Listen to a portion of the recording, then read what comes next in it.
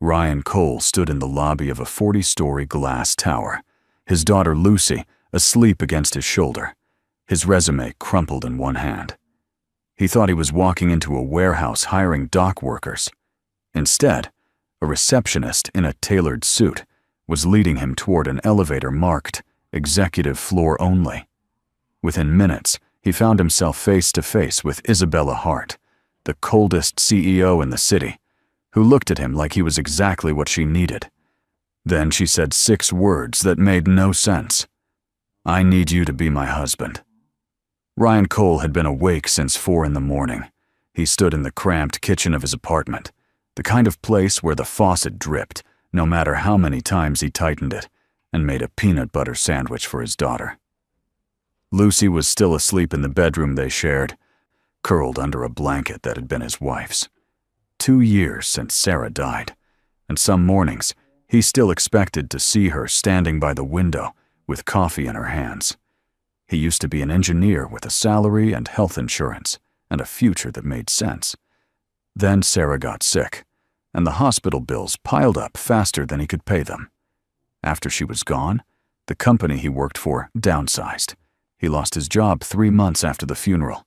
Since then, he had been picking up whatever work he could find: delivery driving, loading trucks, fixing broken appliances for neighbors who paid him in cash. It was never enough. This morning, Lucy woke up with a fever. Nothing serious, just a low-grade warmth on her forehead, but the daycare wouldn't take her.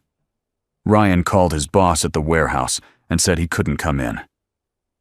The man on the other end told him not to bother coming back at all. So now Ryan was unemployed again, holding a crumpled printout of a job listing he had found online the night before. It said Hart Company was hiring, and the pay was decent.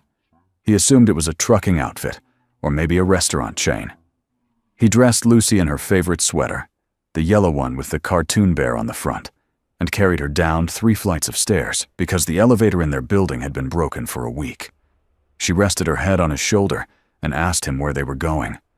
Ryan told her they were going to find him a new job, and she said okay in that trusting voice that made his chest ache. The address on the listing took him downtown, to a part of the city where the buildings were tall and made of glass and steel. Ryan walked past men in expensive suits and women in heels that clicked on the marble sidewalks.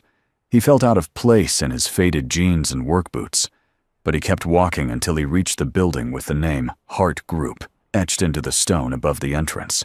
He looked up at the 40 floors of reflective glass and thought he had made a mistake.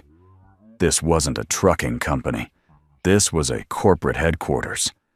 But Lucy was getting heavier in his arms, and he had already come this far. So he pushed through the revolving door and stepped into a lobby that looked like it belonged in a magazine. The receptionist behind the front desk glanced up at him with barely concealed surprise. She was young, polished, wearing a blazer that probably cost more than his rent. Ryan approached her and said he was there about the job listing. She frowned and asked him which position he was applying for. Ryan said he wasn't sure, just that the listing mentioned Hart Company and good pay. The receptionist's expression shifted. She looked at Lucy, then back at Ryan, and something clicked in her mind. She picked up the phone and spoke in a low voice to someone on the other end. When she hung up, she told Ryan to take the elevator to the 40th floor. He asked if he was in the right place, and she said yes. Someone was expecting him. Ryan didn't understand, but he nodded and carried Lucy toward the elevators. The ride up was silent except for the hum of the machinery. Lucy asked him why the building was so tall, and Ryan told her it was because important people worked here. She asked if he was going to be important too. He didn't know how to answer that. The elevator doors opened onto a floor that was all clean lines and floor-to-ceiling windows. A woman in a gray dress was waiting for him. She introduced herself as Claire and said she was the executive assistant. She asked him to follow her, and Ryan did, his boots squeaking on the polished floor. Claire led him down a hallway and into a corner office that overlooked the entire city. Behind a glass desk sat a woman who looked like she had never smiled in her life. She was younger than Ryan expected, maybe late 20s, with dark hair pulled back in a severe bun and eyes that could cut through steel. She was reading something on her computer screen and didn't look up when Ryan walked in. Claire whispered something to her, and the woman finally glanced at him. Her gaze moved from Ryan's face to Lucy, who was still clinging to his neck. Then to the wrinkled resume in his hand. She looked unimpressed. Ryan cleared his throat and said his name was Ryan Cole, and he was there about the job.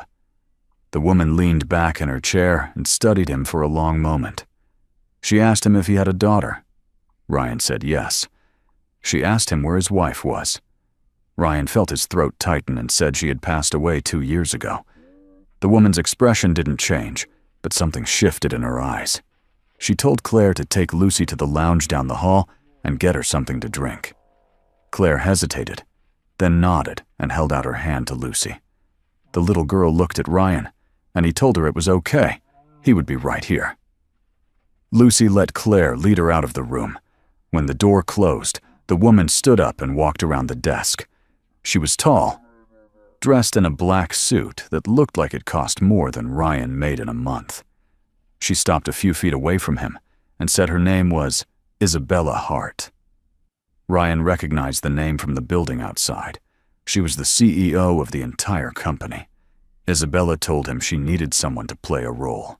Not a job in the traditional sense. She needed a husband. Ryan thought he had misheard her. He asked her to repeat herself. Isabella said it again, slower this time. She needed someone to pretend to be her husband for 6 months. It was a contract position. Nothing real, just appearances. Ryan stared at her, trying to process what he was hearing. Isabella explained that her grandmother was pressuring her to get married. If she didn't produce a husband within 3 months, she would lose her inheritance and her position at the company. She had tried dating, but no one was suitable. No one was trustworthy. But Ryan, a man with a daughter and no apparent ambition for wealth or power, seemed like the perfect candidate. She laid out the terms. $15,000 a month. Full health insurance for him and Lucy. A private apartment after the contract ended. All he had to do was attend family events, act like a devoted husband, and keep his mouth shut about the arrangement. No emotional involvement. No complications. Just a job. Ryan felt like he was in a dream. He looked around the office, at the expensive furniture, and the view of the city, and then he looked at Isabella. She was serious, completely serious. He asked her why she would trust a stranger with something like this. Isabella said she didn't trust anyone, but at least he had something to lose. A daughter. A reputation. That made him safer than most men in her world. Ryan shook his head.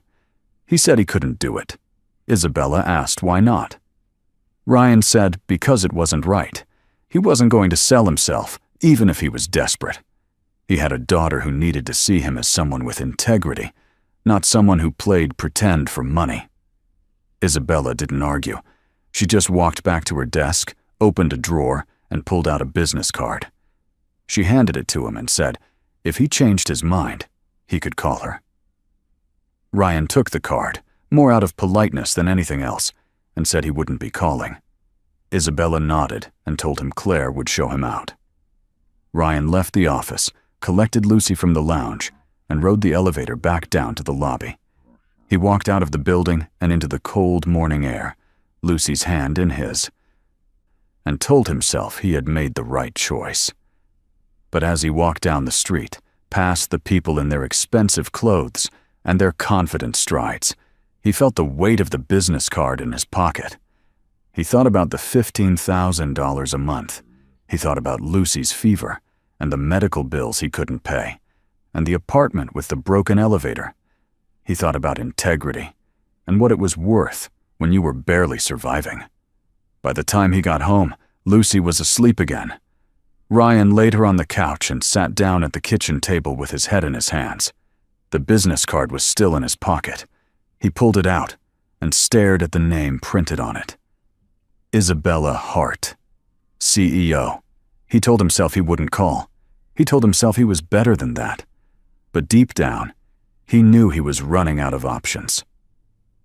3 days later, Ryan was sitting in a free clinic with Lucy on his lap. Her fever had gotten worse overnight, spiking to 103 degrees, and she had started shaking so hard he thought she might break. The clinic was crowded, full of people who looked just as desperate as he felt, and the wait was over 2 hours. When they finally saw a doctor, the woman took one look at Lucy and said she needed to be seen at the emergency room immediately. Ryan carried her to the nearest hospital. They admitted Lucy right away, ran tests, and told him she had a severe ear infection that had spread. They could treat it, but she would need to stay overnight for observation and intravenous antibiotics. The doctor handed him a clipboard with forms to sign, and at the bottom of the page was an estimate: $850.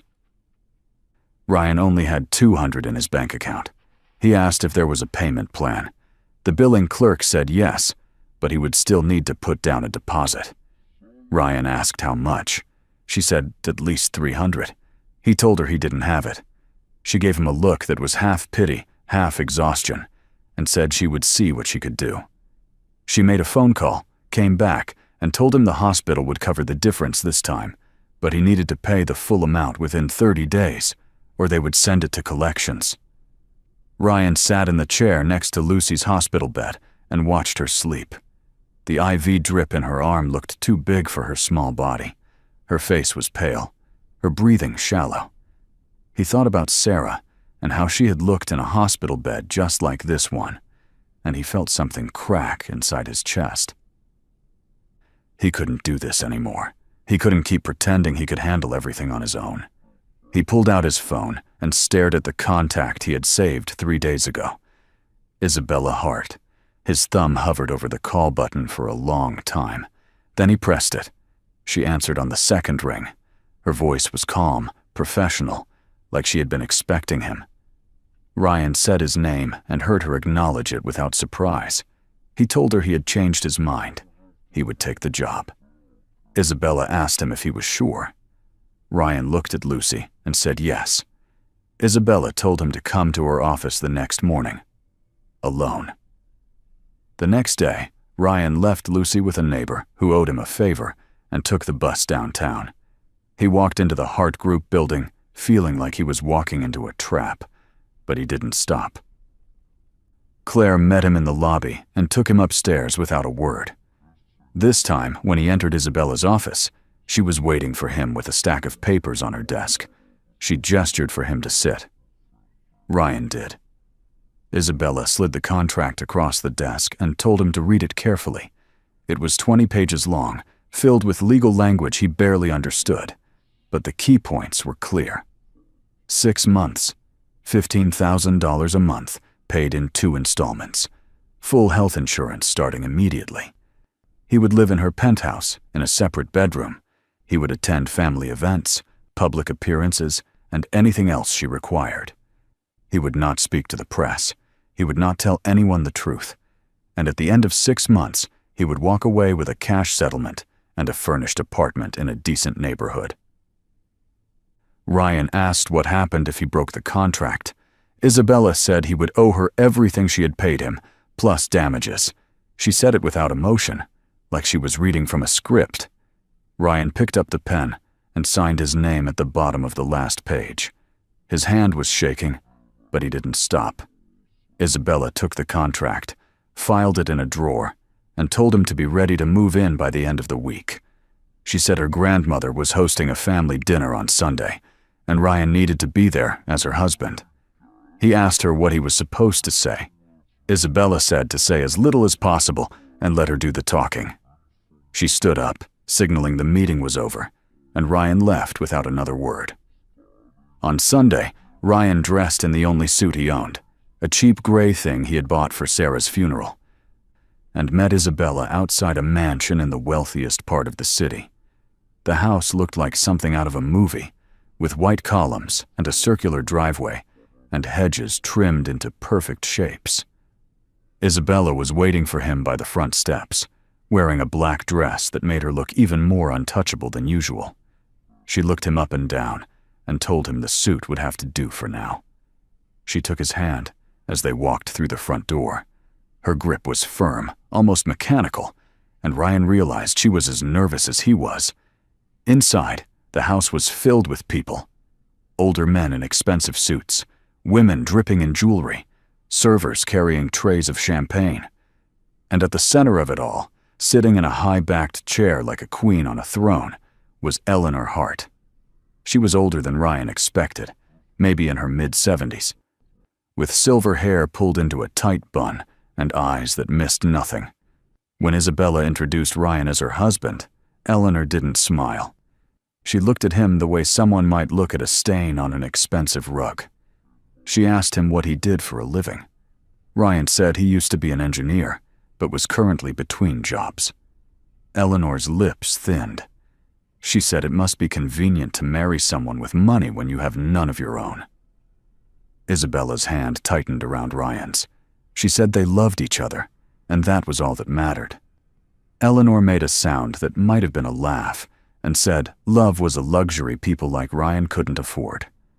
Ryan felt his face flush, but he didn't respond. Isabella pulled him away before he could say something he would regret. The rest of the dinner was a blur. Ryan sat at a table with people who spoke about investments and real estate and vacations in places he had never heard of. He barely touched his food. Every time someone asked him a question, Isabella answered for him.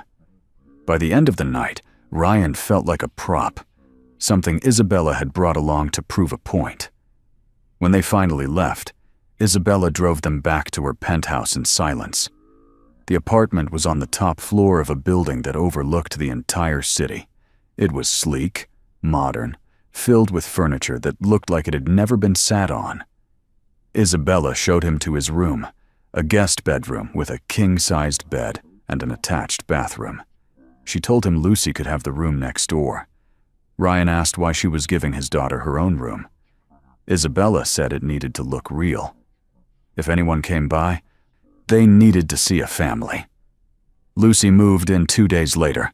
Ryan had been dreading the moment, unsure how to explain to his daughter why they were suddenly living in a stranger's house. But Lucy made it easy. She walked into her new room, saw the bed shaped like a castle and the shelves full of toys, and asked if this was their new home. Ryan said yes. She asked if the lady who owned the house was nice. Ryan said he thought so. Lucy seemed satisfied with that answer. The first week was strange. Ryan woke up every morning in a bed that was too soft, in a room that was too quiet, and felt like he was living someone else's life. He made breakfast for Lucy in a kitchen that had appliances he didn't know how to use. Isabella was usually gone before he woke up, off to meetings or conference calls, and she didn't come home until late at night. When she did, she went straight to her office and closed the door. But one morning, Ryan came out of his room and found Isabella sitting at the kitchen table. She was still in her pajamas, which surprised him. He had assumed she slept in a suit. She looked up when he walked in, and he saw something in her face he hadn't seen before. Exhaustion, maybe even vulnerability. Ryan asked if she wanted breakfast. Isabella said she didn't usually eat in the morning. Ryan said neither did he, but Lucy needed to eat, and it was easier to cook for two than one. He made scrambled eggs and toast, nothing fancy, and set a plate in front of her. Isabella stared at it like she didn't know what to do. Then she picked up a fork and took a bite. Lucy came running out of her room and climbed into the chair next to Isabella. She asked if Isabella was going to be her new mom. The question hung in the air like a bomb. Ryan froze. Isabella looked at Lucy, then at Ryan, and for a moment, he thought she might get up and leave. But instead, she said softly that she wasn't Lucy's mom, but she was happy Lucy was living here. Lucy seemed to accept this and started chattering about the toys in her room. Isabella listened, and Ryan saw the smallest hint of a smile on her face. It disappeared as quickly as it came. but it had been there. Over the next few weeks, Ryan started to notice things about Isabella that didn't match the cold, untouchable CEO he had met in her office. She worked 16-hour days but always checked to make sure Lucy had eaten dinner. She never raised her voice, even when she was angry. And late at night, when she thought no one was listening, Ryan could hear her on the phone with her grandmother, her voice tight and controlled, taking verbal blows that would have broken most people. One night, Ryan couldn't sleep. He got up to get a glass of water and heard crying coming from Isabella's room. He stood outside her door, unsure what to do. The crying stopped after a few minutes, replaced by silence. Ryan went back to his room, but he couldn't stop thinking about it. The next day, he asked Isabella if she wanted to go to the park with him and Lucy. She looked at him like he had suggested they fly to the moon. Ryan said it would look good if anyone saw them, just a normal family doing normal things. Isabella said fine, but only for an hour. They went to a park a few blocks away. Lucy ran to the swings, and Ryan pushed her while Isabella sat on a bench nearby, looking out of place in her designer clothes. After a while, Lucy got tired and came over to sit between them. She leaned against Isabella and closed her eyes. Isabella stiffened at first, then slowly relaxed. Ryan asked Isabella if she was okay. She said she was fine. Ryan said she didn't look fine. Isabella turned to him, and for the first time, her guard dropped. She said she didn't know how to do this, how to be normal, how to be anything other than what her family expected. Ryan said maybe she didn't have to be anything. Maybe she could just be herself. Isabella looked at him for a long time. Then she said he was a better person than she had given him credit for. Ryan said he was just trying to survive, same as her. She smiled, a real smile this time, and something shifted between them. But the outside world didn't care about small moments in a park. The news had picked up on Isabella's sudden marriage, and the headlines were brutal. They called Ryan a gold digger, a nobody, a man who had lucked into wealth by marrying up. Reporters camped outside the building, trying to get photos.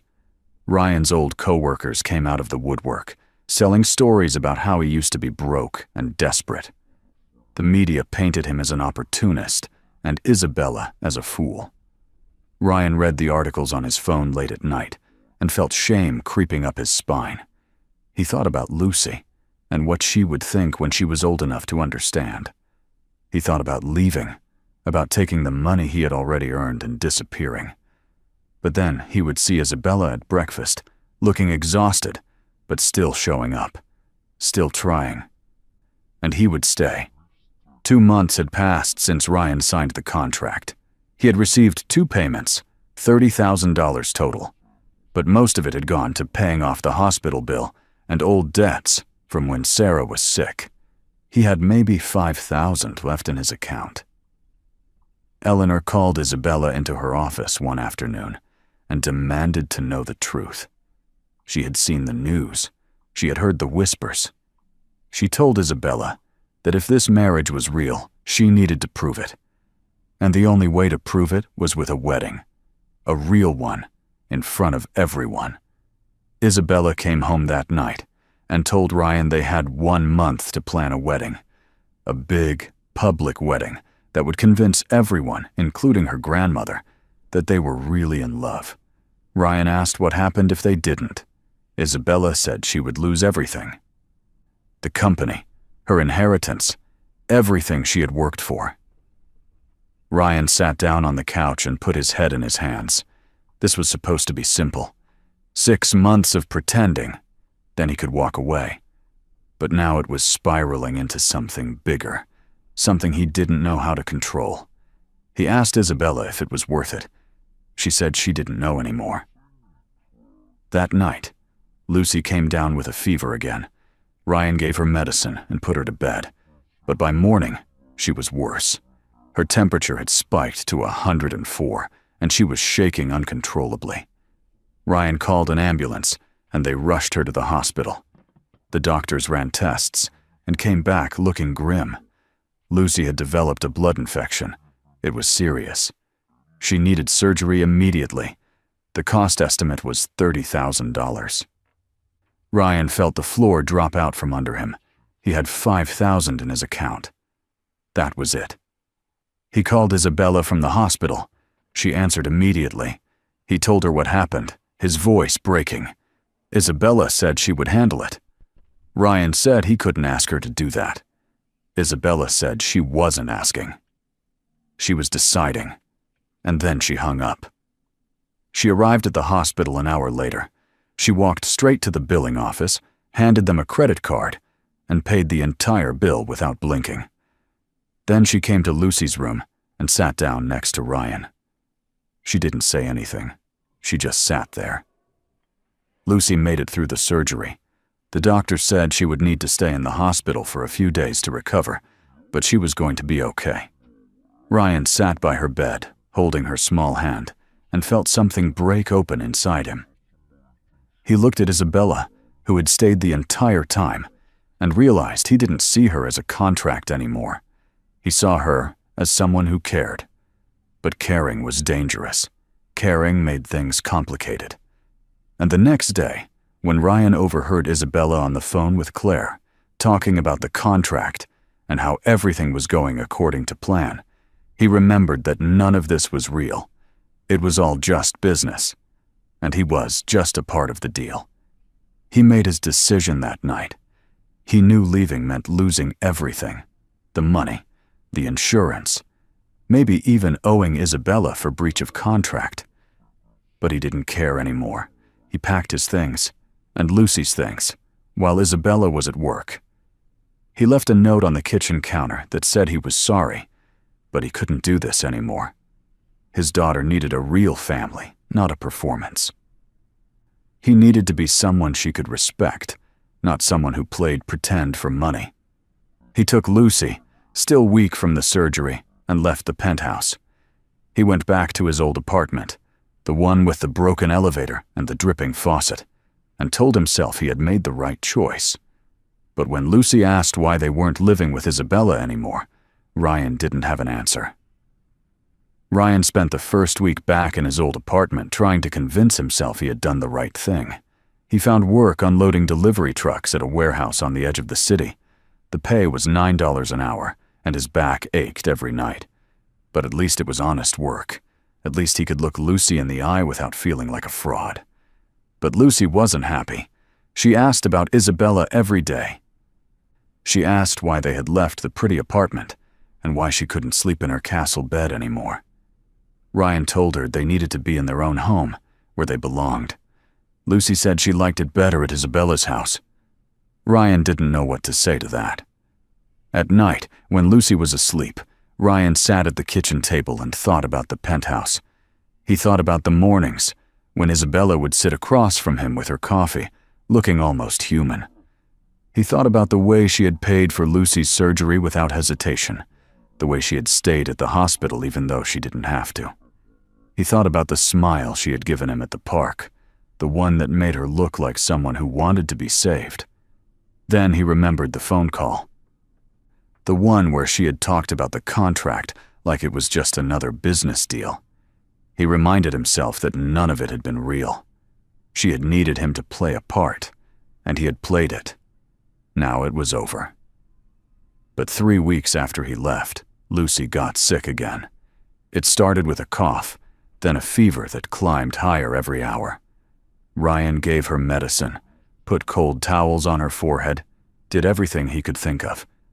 But by the second day, she was barely conscious. Her skin was hot to the touch, and her breathing came in shallow gasps. Ryan called an ambulance. They took her to the same hospital where she had been before, and the doctors ran tests, and came back with faces that told him everything he needed to know before they said a word. Lucy had sepsis. The infection from before had come back, worse than before, and it had spread into her bloodstream. She needed emergency surgery. She needed to be in the ICU, and she needed it now. The doctor handed Ryan a clipboard with the cost estimate: $35,000. Ryan stared at the number and felt his world collapse. He had maybe $800 in his account. He asked about payment plans, about charity care, about anything. The hospital said they would do what they could, but they needed a deposit of at least $5,000 to proceed with the surgery. Ryan called everyone he knew, old friends, former co-workers, distant relatives. No one had that kind of money. He sat in the waiting room with his head in his hands and tried not to cry. Lucy was in a room down the hall, hooked up to machines, and he couldn't help her. He had walked away from the one person who could, and now his daughter was paying the price. He didn't know Claire had posted about Lucy's situation on social media. He didn't know she had shared the hospital's fundraising page asking for help. But Isabella saw it. She was in the middle of a board meeting when her phone buzzed with the notification. She read the post once, then again, and then she stood up and walked out of the room without explanation. She drove to the hospital and found Ryan sitting in the same waiting room where they had been weeks before. He looked destroyed. His clothes were wrinkled, his face unshaven, his eyes red from crying. When he saw her, he stood up like he wanted to say something, but no words came out. Isabella walked past him and went straight to the billing office. She told them to put the entire cost of Lucy's treatment on her account. The woman behind the desk said that would be $35,000. Isabella said she understood. She handed over her credit card and signed the forms without looking at them. Then she went back to the waiting room. Ryan was still standing there, staring at her like she was a ghost. Isabella said the surgery was paid for. The doctors were prepping Lucy now. She would be okay. Ryan's legs gave out. He sat down hard on the plastic chair and put his face in his hands. Isabella sat next to him and didn't say anything. She just waited. After a long time, Ryan looked at her and said he didn't deserve her help. Isabella said it wasn't about what he deserved. It was about Lucy, and it was about the fact that she couldn't stand the thought of losing either of them. Ryan asked her what she meant. Isabella said she had spent the last 3 weeks trying to go back to the way things were before he showed up in her office. She had thrown herself into work, attended meetings, made deals, did everything she was supposed to do. But every morning, she woke up in an empty apartment and realized that nothing felt right anymore. She had gotten used to him being there. She had gotten used to Lucy's laughter and the smell of coffee in the morning and the feeling of being part of something that wasn't just business. She said she had built her entire life around not needing anyone. And then he had walked in and changed everything. Ryan said he was sorry. Isabella said she didn't want an apology. She wanted him to come back. Not because of the contract, not because of her grandmother or the company or any of it, just because she wanted him there. Ryan looked at her and saw something in her eyes he had never seen before. Fear. Real, raw fear that he was going to say no. He asked her if she was sure. Isabella said she had never been more sure of anything in her life. Lucy's surgery took 6 hours. Ryan and Isabella sat in the waiting room the entire time, side by side, not talking much, but not needing to. When the doctor finally came out and said Lucy was stable and would make a full recovery, Ryan broke down. Isabella put her hand on his shoulder and let him cry. Lucy stayed in the hospital for 5 days. Isabella visited every day, sometimes before work, sometimes after, sometimes in the middle of the day when she was supposed to be in meetings. She brought books and stuffed animals and sat by Lucy's bed, reading to her in a voice that was softer than Ryan had ever heard. On the 3rd day, Eleanor showed up. She walked into Lucy's room without knocking, looked at Isabella sitting next to the little girl's bed, and then looked at Ryan standing by the window. She asked Isabella if they could speak privately. Isabella said no. Whatever Eleanor had to say, she could say it in front of Ryan. Eleanor said she had done some digging. She knew about the contract. She knew the marriage had started as an arrangement. She had suspected it from the beginning, but now she had proof. She said she could expose them. She could ruin Isabella's career and take away everything she had worked for. Isabella stood up. She said Eleanor could do whatever she wanted. She said the contract didn't matter anymore because she had fallen in love with Ryan. And if loving him meant losing the company, then she would lose the company. Eleanor stared at her. For a long moment, the old woman didn't say anything. Then she looked at Ryan, who was standing there with his fists clenched, ready to defend Isabella, even though he had no idea how. Eleanor looked at Lucy, small and fragile in the hospital bed, and then she looked back at Isabella. She said she didn't approve of liars, but she did approve of people who were willing to sacrifice everything for the ones they loved. She said Isabella had spent her whole life trying to prove she was good enough, and maybe that had been Eleanor's fault for making her feel like she wasn't. She said if Ryan made Isabella happy, then that was enough. Then Eleanor left without another word. Ryan asked Isabella if that had just happened. Isabella said she thought so. Ryan asked what it meant. Isabella said it meant they were free. When Lucy was finally discharged, Ryan and Isabella took her back to the penthouse. Lucy ran to her room, thrilled to be back in her castle bed, and fell asleep almost immediately. Ryan and Isabella stood in the living room, the city lights glowing through the windows, and for the first time, there was no contract between them. No pretense. Just two people who had accidentally found something real in the middle of a lie.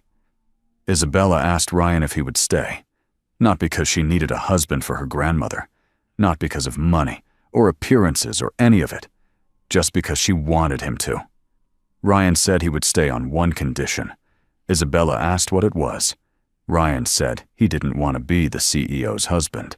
He wanted to be her husband, the real kind, the kind who was there when she cried, when she was tired, when she needed someone to remind her that she was more than just her job.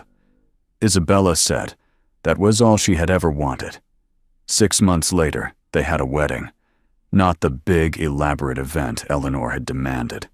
Just a small ceremony in a garden with 20 people who actually mattered. Lucy wore a pink dress and carried flowers. Eleanor sat in the front row and smiled. A rare, genuine smile that made her look 10 years younger. Ryan and Isabella exchanged vows they had written themselves. No contract, no lawyers, just promises they meant to keep. When the officiant said Ryan could kiss his bride, he did, and Lucy cheered louder than anyone else. Afterward, they went back to the penthouse, which now felt like a home instead of a showroom. Lucy ran around showing everyone her room, and Isabella stood next to Ryan, holding his hand, and realized she had spent her whole life chasing success when what she really needed was right here. Ryan looked at her and said he was glad he had walked into the wrong building that day. Isabella said it was the best mistake either of them had ever made. They didn't have a perfect life. Ryan still worried about money sometimes, even though he didn't need to. Isabella still worked too much and forgot to eat lunch, but they had each other. They had Lucy, and they had something that couldn't be bought or sold or written into a contract. They had a family, a real one, and that was worth more than anything else in the world.